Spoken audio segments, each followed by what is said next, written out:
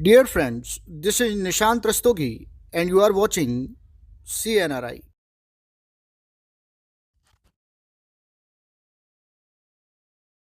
आइए अब इस क्वेश्चन को सॉल्व करते हैं।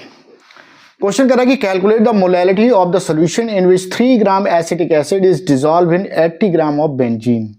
3 ग्राम एसिटिक अम्ल 80 ग्राम बेंजीन में विलीन है। विलीन की मोललता आपको बतानी है। 4 ऑप्शन दिए 0.0625, 0.00625, 0.625 और 6.25।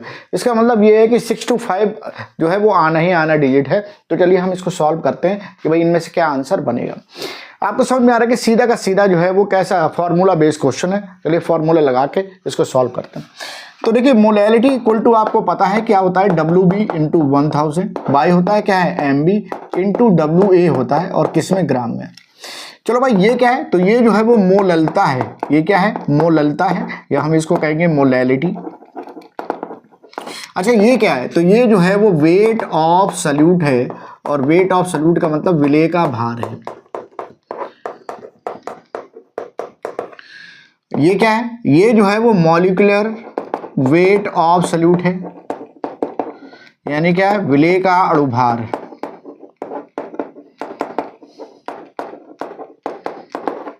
ये क्या है, ये जो है वो वेट ऑफ सॉल्वेंट है,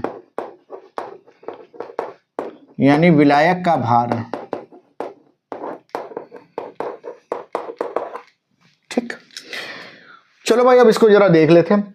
हमको पता करना है मोलैलिटी, तो सीधे ये फॉर्मूला लगे। चलो भाई ये बताओ कि जो आपका विलेय है वो कौन है, तो 3 ग्राम है।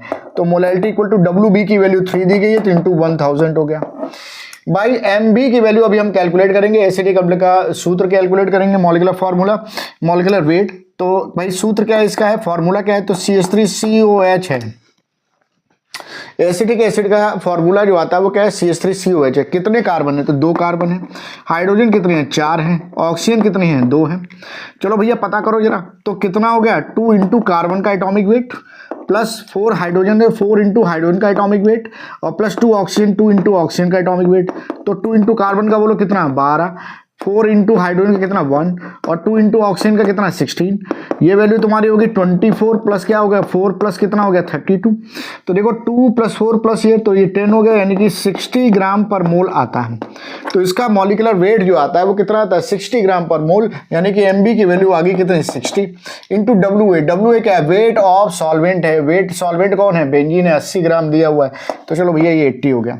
ठीक, अब ये 3 2 जा 6 हो गया, यहाँ पे 20, यहाँ से 2 0 ऐसे हट गए, 5 जा 10 हो जाएगा, यानी क्या आ जाएगा, ये आ जाएगा 5/8। ठीक है ना, तो ये वैल्यू कितनी आ जाएगी, 0.625 मोल पर केजी। ठीक है ना भाई, इसको सॉल्व करेंगे तो 0.625 मोल पर केजी हो जाएगा। यानी आंसर जो मेरे पास होगा वो कौन सा हो जाएगा, ए आंसर जो होगा वो करेक्ट आंसर